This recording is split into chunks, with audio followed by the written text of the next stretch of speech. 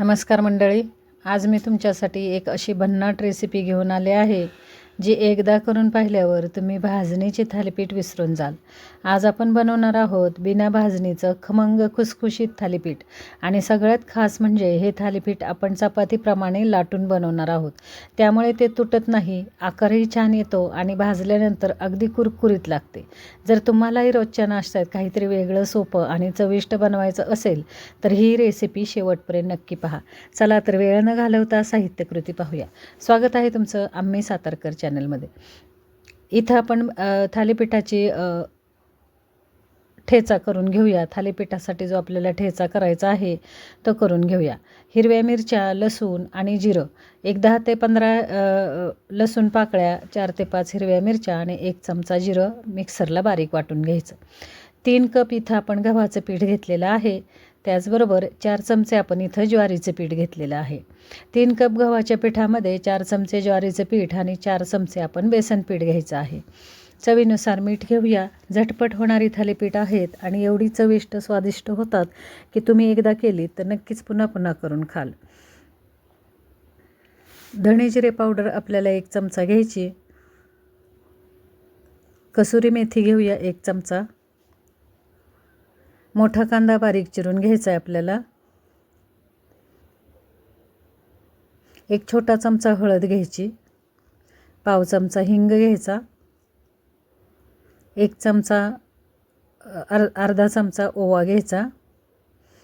1 चमचा सफेद तीळ घेऊया आणि हा जो ठेचा आपण करून घेतलेला आहे तो घेऊया। भरपूर सारा लसूण घ्या, लसणामुळे या थालीपीठाला सुंदर चव येते, तुम्ही करून पहा। आणि खूप सारी आपण इथं बारीक चिरलेली कोथिंबीर घ्यायची आहे। 1-2 चमचे आपल्याला तेल पण घ्यायचं आहे याच्यामध्ये। त्याच्या आधी आपण ताजं दही घेऊया। 1 छोटी वाटी ताजं दही घ्या आणि 2 चमचे तेल घ्या आणि याच्यावरती थोडं थोडं पाणी घेत आपल्याला हे पीठ मळून घ्यायचे। पूर्णपणे थालीपीठाचा वेगळा प्रकार आहे, आपण भाजणी करणार नाही आहोत। आज थालीपीठ करायचा बेत केला पण घरातली भाजणी संपलेली, मग आता काय करायचं, मग पटकन करायचं म्हणून मग मी गव्हाच्या पिठाची थालीपीठं इथं बनवली आणि एवढी सुंदर ही थालीपीठं झाली, अगदी फार छान चवीची झाली आणि विचार केला की एवढी छान थालीपीठं होत आहेत तर आपण ही रेसिपी शेअर करूया। आता बऱ्याच ठिकाणी गव्हाचं पीठ जास्ती असतं, काही ठिकाणी भाकरी खाल्ल्या जात नाहीत, तिथं ज्वारी बाजरीचं पीठ नसतं। तर अशा वेळेला आपण गव्हाच्या पिठाची थालीपीठंही अगदी भाजणीच्या थालीपीठासारखी ही थालीपीठं होतात, तर गव्हाच्या पिठाची थालीपीठंही आपण बनवू शकतो। तर ज्यांना ज्वारी बाजरीचं पीठ नाही आहे किंवा ज्यांच्याकडे भाकरी खाल्ली जात नाही तर त्यांच्यासाठी खास गव्हाच्या पिठाची ही थालीपीठं पहा। थोडं थोडं पाणी घेत आपण इथं ही कणिक मळून घेऊया।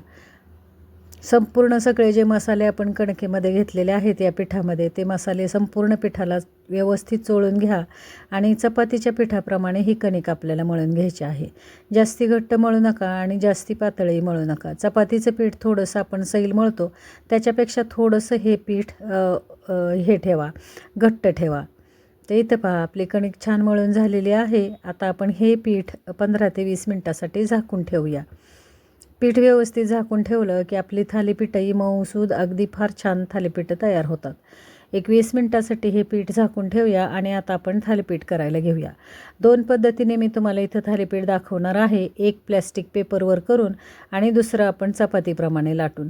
प्लॅस्टिक पेपरवरही हे थालीपीठ आपल्याला लाटून घ्यायचं आहे। पेपरला तेल लावून घ्या आणि पिठाचा एक गोळा घ्या। फार छान चवीची ही थालीपीठं होतात। नेहमीची थालीपीठं आपण थोडीशी जाडसर करतो, फडक्यावरती थापतो। काही लोकांना कपड्यावरती किंवा फडक्यावरती ही थालीपीठं थापता येत नाहीत, तर प्लॅस्टिक पेपरवर अशा पद्धतीने तुम्ही लाटू शकता। पहा इथं प्लॅस्टिक पेपरला खाली मी तेल लावलेलं आहे पेपरला आणि हे थालीपीठ मी लाटून घेत आहे। सहज सोप्या पद्धतीने हे थालीपीठ आपल्याला लाटता येतं आणि तुम्हाला जेवढं पातळ पाहिजे तेवढं थालीपीठ पातळ करून घ्या। खमंग खुसखुशीत कुरकुरीत हे थालीपीठ लाटल्यामुळे एकदम पातळ होतं आणि छान असं कुरकुरीत भाजलं जातं। तर हे थालीपीठ मी लाटून घेतलेलं आहे। थोडंसं आपल्याला तीळ लावायचे आहेत वरून। छोटं थालीपीठ आकार छोटा असतो त्याच वेळेस तीळ लावून घ्या, पण मी इथं विसरले, मग मोठ्या थालीपीठावरच आपण आता हे तीळ लावून घेऊया आणि थोडंसं आता याच्यावरून लाटणं फिरवून घेऊया। पहा अगदी सहज ही थालीपीठं तयार होतात. तुम्ही करून पहा. ज्यांना कपड्यावरती थापता येत नाहीत थालीपीठं त्यांच्यासाठी हा पर्याय फार छान आहे. ज्यांना भाजणी करता येत नाही किंवा ज्यांना भाजणी करायला वेळ नाही आहे त्यांनी ह्या थालीपीठ नक्की ट्राय करा आणि मला कमेंटमध्ये सांगा तुमचं कसं झालं. आता हे पहा, सहज असं या प्लॅस्टिक पेपरवरून हे थालीपीठ आपण हलक्या हाताने काढून घ्यायचं आणि खरपूस असं या तव्यावरती आपण भाजून घेऊया. थोडंसं तेलाचं प्रमाण जास्ती ठेवा म्हणजे कुरकुरीत ही थालीपीठं छान खमंग खरपूस भाजली जातात. तेल लावा, तूप लावा किंवा अगदी बटरवरतीही तुम्ही हे थालीपीठ भाजून घेऊ शकता.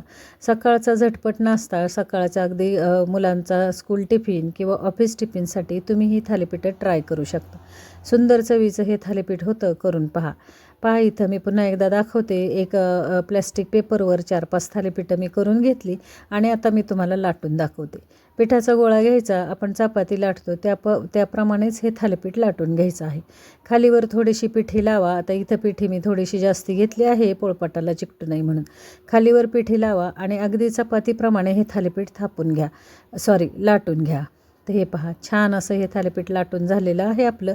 तुम्हाला किती पातळ किती जाड थालीपीठ हवं आहे त्या पद्धतीने तुम्ही लाटून घ्या. मला थोडीशी पातळच थालीपीठं आवडतात त्याच्यामुळं मी हे पातळ करून घेतलं आहे. आपण पारंपरिक थालीपीठाला जसे होल करतो तसे होल ह्या थालीपीठालाही करून घ्या. आता आपण तव्यावरती हे थालीपीठ भाजून घेऊया. अगदी गव्हाच्या पिठाची थालीपीठं, सुंदर थालीपीठं इथं तयार होतं. मी सांगितल्याप्रमाणे जर तुम्ही भाकरी खात नसाल, ज्वारी बाजरीचं पीठ नसेल तर बेसन पीठ आणि गव्हाचं पीठ याच्यावरती हे थालीपीठ तुम्ही नक्की करून घेऊ शकता.